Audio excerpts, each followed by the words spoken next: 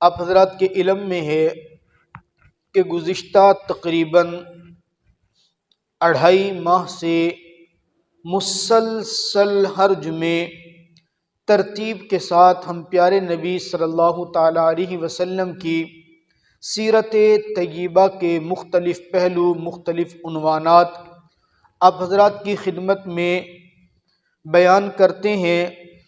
مقصد ہمارا یہ ہے کہ ایک مسلمان ہونے کے ناطے ہمیں اپنے پیارے حبیب صلی اللہ تعالی علیہ وسلم کی زندگی کا، آقا کی سیرت کا، آقا کی صورت کا، میرے پیارے آقا کی تعلیمات کا علم ہو جائے، اور علم ہونے کے بعد ہمارے دل میں جو موجود محبت پیارے محمد صلی اللہ تعالی علیہ وسلم کی ہے وہ محبت مزید بڑھتی چلی جائے، اور اس کے بعد ہمیں دین پر، شریعت پر، احکامات پر عمل کرنا ہمارے لیے آسان ہو جائے، ہم رب کو راضی کرنے والے بن جائیں۔ آج ہم اپنے اس خطبہ کے اندر، بیان کے اندر، اپنے وقت میں آقا نامدار تاجدار ختم نبوت جناب محمد عربی صلی اللہ تعالی علیہ وسلم کی وفات طیبہ کا تذکرہ کریں گے۔ میرے آقا اس دنیا میں آئے بھی ہیں، پیدا بھی ہوئے ہیں، پلے بھی ہیں، بڑے بھی ہیں، جوان بھی ہوئے ہیں۔ میرے آقا نے ہجرت بھی کی ہے، جہاد بھی کیا ہے، امامت بھی کی ہے، خطابت بھی کی ہے، سیاست بھی کی ہے۔ میرے آقا پھر اس دنیا سے چلے بھی گئے ہیں۔ میرے آقا کی زندگی کے ہر پہلو پر ہم نے کوشش کی کہ آپ کے سامنے جچی تلی معلومات، مضبوط معلومات، باحوالہ مستند دلائل کی روشنی میں بیان کرتے چلے جائیں۔ پیارے آقا مدنی کریم صلی اللہ علیہ وسلم کی زندگی کا ہر پہلو ہمارے لیے ایک اچھا سبق دے کے گیا ہے۔ آپ سیرت کا مطالعہ کریں۔ میں اپنے دوستوں سے عموماً کہا کرتا ہوں اپنی زندگی کا کچھ نہ کچھ حصہ مطالعے کو ضرور دیں۔ جس کی زندگی میں کتابیں ہیں نا وہ بندہ کبھی تنہا نہیں ہو سکتا۔ جس کا دوست کتابیں بن گئی، آج کل تو خیر کتابوں کا دور ہی ختم ہو گیا، لیکن چلو انٹرنیٹ سے ہی، موبائل کے اندر PDF کی صورت میں سے ہی آپ بک نہیں اٹھا سکتے تو موبائل میں PDF کی صورت میں رکھیں، آپ مطالعہ کریں۔ یہ مطالعہ انسان کی چارجنگ کا سبب بنتا ہے۔ موبائل کتنا ہی مہنگا کیوں نہ ہو، کتنا ہی اچھا کیوں نہ ہو، آپ اس کو چاہے جیسا کتنا ہی قیمتی لے لیں، چارجنگ رکھیں گے تو آپ اس سے استفادہ رکھ سکتے ہیں۔ اگر اس کی چارجنگ ختم ہو گئی، بیٹری ختم ہے، تو پھر آپ اس موبائل کے تمام جو اس کے اندر فنکشنز ہیں آپ ان سے فائدہ اٹھا ہی نہیں سکتے۔ حتیٰ کہ وہ جو سیلفی بنانے کے لیے بندہ ٹیڑھا سیدھا منہ کرتے ہیں نا، اس کے لیے بھی موبائل میں چارجنگ کا ہونا ضروری ہے۔ چارجنگ ہوگی تو آپ کیمرہ استعمال کر سکتے ہیں، چارجنگ نہیں ہے تو آپ اس کو استعمال ہی نہیں کر سکتے۔ سیم یہی چیز ہے انسان کی۔ انسان کی فطرت میں میرے اللہ نے سیکھنا رکھا ہے، وہ سیکھنے کے لیے اس کو ظاہر سی بات ہے چارجنگ کی ضرورت ہے، اور وہ چارجنگ کا معاملہ کتابیں پورا کرتی ہیں۔ آپ کتاب پڑھتے چلے جائیں، نئی سے نئی چیز آپ کی زندگی میں آتی چلی جائے گی۔ جب نئی چیز آئے گی آپ آگے کچھ بننے کی کوشش کریں گے، کچھ بتانے کی کوشش کریں گے، کچھ عمل کرنے کی کوشش کریں گے۔ بہرحال مطالعے کے لیے جو سب سے بہترین عنوان ہے، مطالعے کے لیے جو سب سے بہترین موضوع ہے، مطالعے کے لیے جو سب سے بہترین کتابیں ہیں، وہ میرے آقا مدنی کریم صلی اللہ تعالی علیہ وسلم کی سیرت طیبہ ہے۔ آپ سیرت کو پڑھتے چلے جائیں، آپ یقین کریں یوں لگے گا، یوں محسوس ہوگا کہ میرے آقا نے 1500 سال پہلے بیٹھ کر جو احادیث بیان کی، 1500 سال بیٹھ کر میرے آقا نے جو زندگی کا طور طریقہ سکھایا ہے نا، وہ اس وقت کا نہیں، وہ تیرے اور میرے زمانے کا تھا۔ یوں سمجھ میں آئے گا کہ میرے آقا اتنی گہری نظر رکھنے والے، یوں محسوس ہوگا کہ گویا میرا آقا میرے زمانے کو دیکھ رہے تھے بیٹھے ہوئے، اور میرے زمانے کی بیماریوں کو میرے سامنے بیان کر رہے تھے، ایسے محسوس ہوگا۔ تو یہ ایک بڑی بات ہے، آپ اس کو ذرا پڑھنا شروع کریں۔ میرے آقا کی جس طرح پیدائش میں حکمتیں ہیں، پیدائش کے اوقات میں حکمتیں ہیں، جوانی میں حکمتیں ہیں، کاروبار میں حکمتیں ہیں، میرے آقا کی رحلت کے اندر بھی میرے اللہ نے بڑی حکمتیں رکھی ہیں۔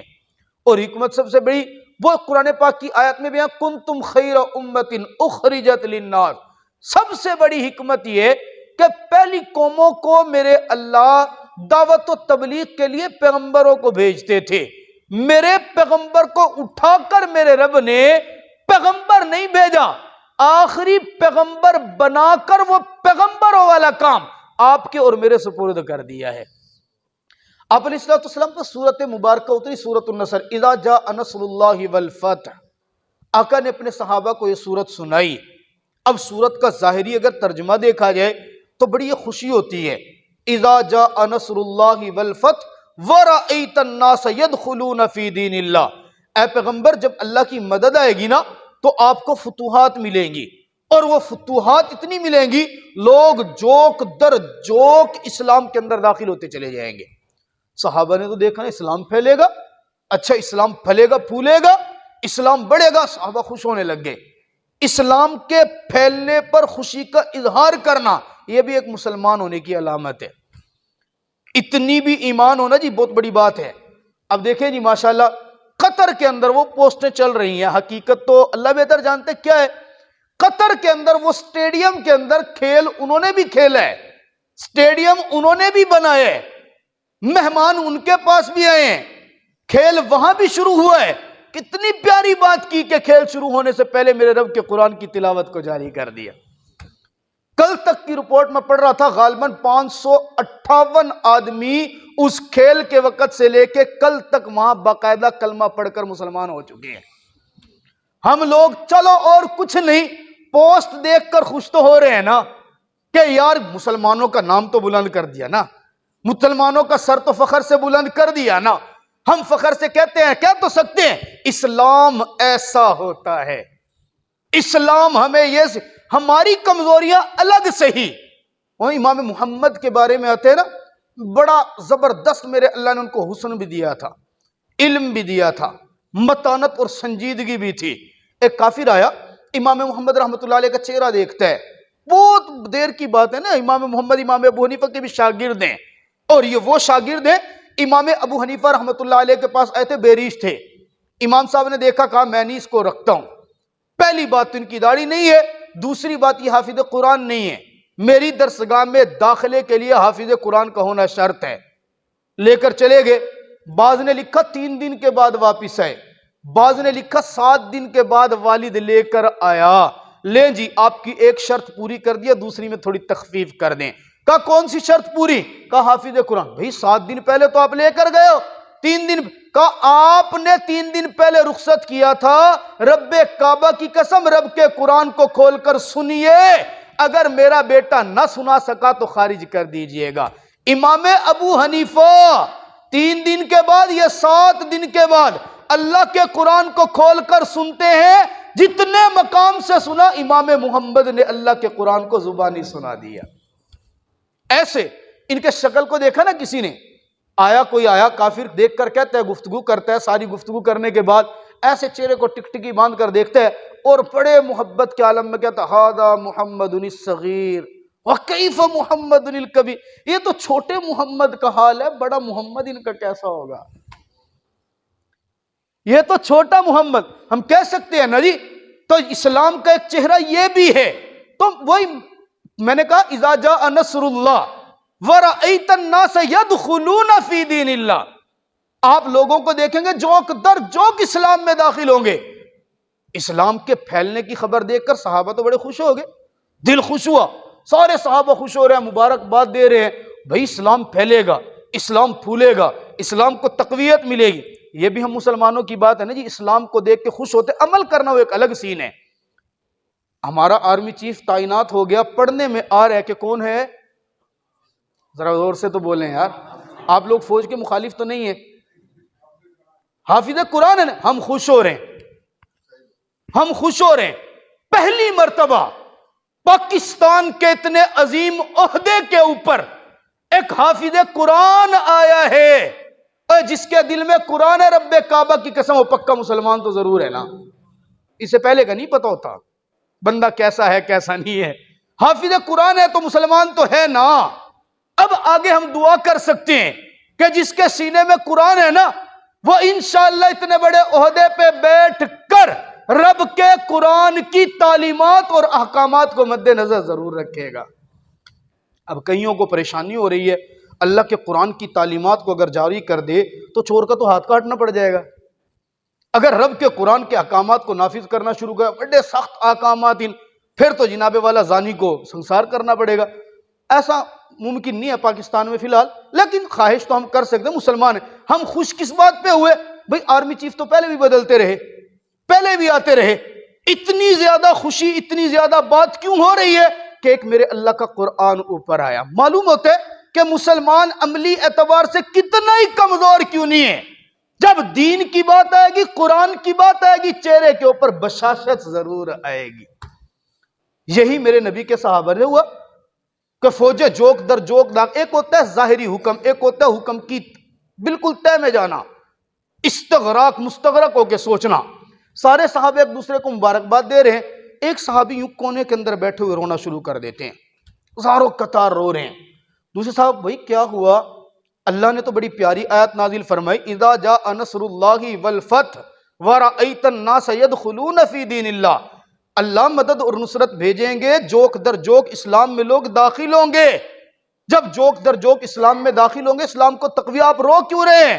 کہ میرے نبی کے پیارے صحابہ، تم نے تو صرف ظاہری حکم دیکھا نا کہ اسلام پھیلے گا، میں اس حکم کی تہ کے اندر پہنچ رہا ہوں۔ جب اسلام پھیلے گا، اسلام قوی ہو جائے گا، مضبوط ہو جائے گا، پھر میرے پیغمبر کی ضرورت تو نہیں نہ رہے گی۔ میرا رب بتانا چاہ رہے میرے پیغمبر کے جدا ہونے کا وقت قریب آ گیا، اور پیغمبر کی جدائیگی کے قریب آتے ہی سنتے ہوئے الفاظ مجھ سے برداشت نہیں ہوئے، اس لیے میں نے رونا شروع کر دیا۔ یہ جو کونے کے اندر بیٹھ کے رونے والا تھا نا، رب کعبہ کی قسم اسی کا نام جناب ابوبکر صدیق رضی اللہ تعالیٰ عنہ۔ آقا فرماتے ہیں نا، مجھے اگر اجازت ہوتی نا، میں دنیا میں کسی کو اپنا جگری یار بناتا، خلیل بناتا، اللہ کے علاوہ اگر میں کسی اور کو اپنا خلیل بناتا تو ابو بکر کو بناتا، لیکن میرا خلیل میرا رب ہے، مجھے رب نے کسی اور کے ساتھ دل دینے کی اجازت ہی نہیں دی ہے۔ ہاں باقی یہ ہے ابو بکر کے میرے اوپر احسانات بہت ہیں۔ ایک مقام پر فرمایا، لوگوں میں نے اپنی زندگی میں ہر ایک کے احسانوں کا بدلہ ادا کر دیا، ایک ابو بکر ہے کہ جس کے احسانوں کا بدلہ میں محمد نہیں دے سکا۔ دعا کرتا ہوں کل بروز محشر میرا رب ابو بکر کے احسانوں کا بدلہ عطا کر دے گا۔ حضرت بکر صدیق رضی اللہ عنہ رو رہے ہیں۔ پھر آقا ایک دوسرے مقام پر خطبہ دیتے ہیں، خطبہ دیتے ہوئے فرماتے ہیں، لوگوں ایک بندہ ہے، اسے اس کے مالک نے اختیار دیا ہے، چاہے تو وہ دنیا کے اندر رہ لے، اسے اجازت ہے جتنا رہنا چاہے، اور چاہے تو وہ دنیا کو چھوڑ کر اس سے ملاقات کے لیے آ جائے۔ اس بندے نے اپنے مالک کی ملاقات کو پسند کر لیا۔ حضرت بکر صدیق پھر دھاڑے مار کر رونے لگ گئے۔ صحابہ سمجھ رہے تھے بات کچھ اور ہو رہی ہے، لیکن جناب بکر صدیق رضی اللہ تعالیٰ عنہ سمجھ گئے یہ بندہ کوئی اور نہیں، میرا پیغمبر ہے، میرے پیغمبر نے رب کی ملاقات کو پسند کر لیا ہے۔ آپ اندازہ کریں، ہم یہاں پہ بیٹھے ہیں، اہل علم جانتے ہیں، ابھی اسی ہفتے کے اندر، رواں ہفتے کے اندر، دو عظیم شخصیات کا انتقال ہوا ہے۔ علماء دیوبند، علماء احناف کے اندر سے مفتی اعظم پاکستان مفتی شرفی عثمانی صاحب، جید عالم۔ یقین کریں ہم اتنی دور بیٹھے ہیں، ایک علمی اور روحانی نسبت ہے، خبر سنتے ہی بدن پہ لرزہ طاری ہو گیا۔ آپ وہ ویڈیو دیکھیں، اب تو یہاں بیٹھ کے سب کچھ دیکھا جا سکتے کہ جو جنازہ ان کا تا حد نگاہ عوام کا ہجوم ہے، کنارہ نظر نہیں آتا، عوام نظر آ رہی ہے۔ پنجاب کے اندر جامع عمر بن خطاب ملتان کے محتمم مولانا کریم بخش صاحب، اللہ ان کی قبر پہ کروڑوں رحمت نازل فرمائے، عظیم الشان دینی ادارہ، طلبہ رو رہے ہیں، مغموم ہیں، دنیا سے چلے گئے۔ یہ تو امتی کا حال ہے، اور جس پیغمبر کے لیے میرے رب نے سارا کچھ بنایا، جس پیغمبر کی وجہ سے آپ کو اور مجھے وجود ملا، جس پیغمبر کے آنے کی وجہ سے یہ مسجد، یہ مصلی، یہ منبر ملا، جس پیغمبر کی وجہ سے یہ کہکشاں، یہ آسمان، یہ ستارے، یہ زمین و آسمان بنے، اس پیغمبر کی جب وفات کی خبر پھیلی ہوگی تو عالم کیا ہوگا؟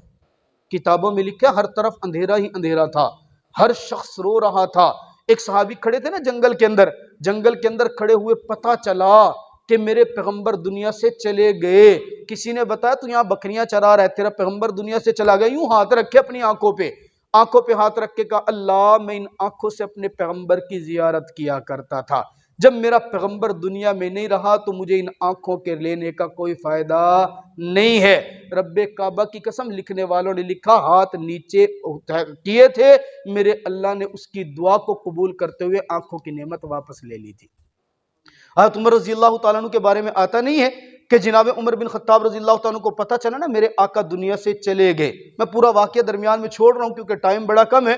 حضرت عمر رضی اللہ تعالیٰ عنہ کو پتہ چلا نا میرے آقا کی وفات ہو گئی، آقا ظاہری طور پر دنیا سے چلے گئے ہیں، تلوار لے کر آگے، اور تلوار لے کر آ کر کھڑے ہو کر کہنے لگے مسجد نبوی میں، جس بندے نے کہا نا کہ میرا پیغمبر فوت ہو گیا، میں عمر اپنی تلوار سے اس کا سر قلم کر کے رکھ دوں گا۔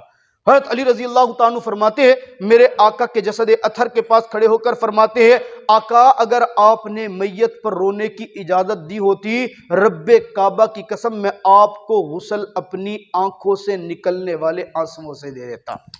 حضرت اماں فاطمہ رضی اللہ تعالیٰ عنہ فرماتی ہیں میرے والد کی وفات کا میرے اوپر صدمہ اتنا بڑا تھا، سبت علیہ مصائب لو انہا، اتنی بڑی مصیبت پہاڑ بن کر گری، اگر یہ چمکتے دن کے اوپر مصیبت گرتی تو یہ بھی برداشت نہ کرتا، رات بن جاتا۔ اتنا بڑا معاملہ، میرے آقا دنیا سے چلے گئے، آخری لمحات کے اندر جو تعلیم ہمیں دے کر گئے ہیں، دیکھیں نا دو جملے، ایک تو وفات مبارکہ کے بعد میں نے کہا میرے آقا کی زندگی کے وفات کے وقت کے اندر بھی نصائح ہیں، آخری بات دنیا سے چلے گئے تو جانے کے بعد جناب بکر صدیق رضی اللہ تعالیٰ عنہ نے منبر پر کھڑے ہو کر پہلا جملہ ارشاد فرمایا، یہ جملہ بڑا قیمتی ہے، فرمایا لوگو انہو من کان یعبد محمدا، جو شخص محمد کی عبادت کرتا تھا کان کھول کے سن لے محمد دنیا سے جا چکے ہیں، اور جو محمد کے رب کی عبادت کرتا تھا نا وَهُوَ حَيٌّ وَقَيُّومٌ، وہ زندہ ہے اور قیامت کی صبح تک زندہ رہے گا۔ اشارہ کر دیا پیغمبر دنیا کے اندر اپنی ذات کی پرسنالٹی بنانے کے لیے نہیں آتے ہیں، پیغمبر دنیا کے اندر اپنی ذات کے مرید بنانے کے لیے نہیں آتے ہیں، پیغمبر دنیا کے اندر مخصوص مشن لے کے آتے ہیں، پیغمبر دنیا کے اندر ایک مخصوص کاز لے کے آتے ہیں، وہ بتاتے ہیں میں چلا بھی جاؤں نا کامیاب وہی ہوگا جو میرے بتائے ہوئے طریقے پر چلتا رہے گا۔ وہ طریقہ کیا تھا؟ آپ علیہ السلام شدت مرض کے اندر مبتلا، اٹھ نہیں سکتے، آخری 4 دن ایسے ہیں میرے آقا جمعرات سے لے کے سوموار تک، ویسے تو 15 دن صاحب فراش رہے، 15 دن مسلسل بیماری کے اندر گزارتے ہیں، آخری 4 دنوں کے اندر تو عالم یہ تھا میرے آقا عشاء کی نماز کے لیے آنکھ کھولتے ہیں، عائشہ کیا میرے صحابہ نے نماز پڑھ لی؟ نہیں یا رسول اللہ، آپ کی انتظار کے اندر بیٹھے ہوئے ہیں، آپ جائیں گے تو جماعت ہوگی، اچھا لاؤ پانی لے کر آؤ مجھے وضو کراؤ، میرے آقا کو وضو کرایا جاتا ہے، آقا نماز کے لیے تیاری کرتے ہیں، ابھی نماز کی تیاری کر کے وضو سے فارغ ہوئے، اچانک غشی پڑی اور میرے آقا اسی جگہ پر بے ہوش ہو گئے، صحابہ مسجد کے اندر انتظار کے اندر ہیں، پھر میرے آقا کھڑے، آنکھ کھلتی ہے، غشی دور ہوتی ہے، بے ہوشی ختم ہوتی ہے، 3 مرتبہ مسلسل میرے آقا کو ہوش آیا، وضو کیا، مسجد میں جانے کی تیاری کی، نہیں جا سکے، جب تیسری مرتبہ آنکھ کھلی نا کہا عائشہ اپنے ابا ابو بکر کو حکم دے دے، مرو ابا بکر فلیصلی بالناس، میں محمد اب مسجد میں جانے کی ہمت نہیں رکھ رہا، ابو بکر کو جا کر کہہ دے مجھ محمد کے مصلی پر کھڑا ہو کر لوگوں کو نماز پڑھانے کی ابتدا شروع کر دے۔ اب کیا ہوا؟ ایک مقام ایسا بھی آیا میرے آقا چلنے کے قابل نہیں تھے، بیماری نکاہت کمزوری زیادہ تھی، ایک کندھے میرے آقا نے بلایا حضرت عباس رضی اللہ تعالیٰ عنہ کو، حضرت علی رضی اللہ تعالیٰ عنہ کو، یوں میرے آقا نے ایک اپنا بازو ان کے کندھے کے اوپر رکھا، دوسرا بازو دوسرے کے کندھے کے اوپر رکھا، رب کعبہ کی قسم آپ ذرا اس بات کو ذرا سوچ کر دیکھیے، میرے آقا اپنے پاؤں پر اپنے وجود کا وزن نہیں سہ پا رہے، پاؤں زمین کے اوپر لٹک رہے ہیں، اور یہ دونوں صحابی اٹھا کر میرے آقا کو مسجد میں لا رہے ہیں، اور لایا کس لیے جا رہے؟ صرف ایک بات کے لیے کہ میں رب کی رضا کے لیے مسجد میں جا کے ایک بار اللہ کے حضور نماز کا سجدہ ادا کر سکوں۔ گویا آخری وقت کے اندر بھی مجھے اور آپ کو پیغام یہ دیا، چھوٹی سی پریشانی آ جائے نماز نہ چھوڑا کرو، کسی کی شادی آ گئی ولیمے میں بیٹھے بیٹھے 2 گھنٹے گزر جائے نماز نہ چھوڑا کرو، کوئی مہمان آ گیا نماز نہ چھوٹا کرو، نماز وہ اہم عبادت ہے جو میں محمد آخری مرض الوفات میں بھی 2 آدمیوں کا سہارا لے کر مسجد کے اندر جا کے نماز ادا کر رہا ہوں۔ میرے امتی یاد رکھنا، کل اگر تو نے کہا نا کہ میں کاروبار کی وجہ سے نماز نہیں پڑھ سکا، میں ملازمت کی وجہ سے نماز نہیں پڑھ سکا، میں بیماری کی وجہ سے نماز نہیں پڑھ سکا، میرے مہمان تھے، میرے پاس وقت نہیں تھا، میں نماز ادا نہیں کر سکا، رب کعبہ کی قسم میرے پیغمبر نے اگر سوال کر لیا، بتا کیا تو مجھ سے زیادہ بیمار تھا؟ بتا کیا تو مجھ سے زیادہ کمزور ہو گیا تھا؟ بتا کیا تیری مصروفیت مجھ سے زیادہ ہو گئی؟ رب کعبہ کی قسم میں تو بیماری کے عالم میں بھی 2 آدمیوں کے کندھوں پر ہاتھ رکھ کر مسجد نبوی کے اندر نماز ادا کرنے کے لیے جاتا رہا۔ تو اپنے محلے، اپنی دکان، اپنے سکول، اپنی ملازمت کے مواقع کے قریب بھی مسجد کے اندر نماز پڑھنے کے لیے نہیں آ سکا۔ میرے پاس اور آپ کے پاس جواب کیا ہوگا؟ اس کو ذرا سوچ کے رکھیے گا۔ یہ تقریر برائے تقریر نہیں، الفاظ برائے الفاظ نہیں، یہ ایک سوچ اور فکر ہے۔ ذرا گھڑی کی 1 بجنے والے ٹونٹوں کی طرف توجہ کم کریں اور آخری میرے جملے کی طرف توجہ زیادہ کریں۔ میرے پیغمبر نے آخری وقت میں آپ کو اور مجھے نماز کی پابندی کا حکم دیا ہے۔ زندگی کے اندر ہمیشہ سب کاموں کو اہمیت دیں، ساتھ ساتھ 5 وقت کی نماز بھی پابندی کے ساتھ ادا کرنے کی کوشش کرے۔ اللہ تعالیٰ مجھے اور آپ کو سمجھنے کی توفیق عطا فرمائے۔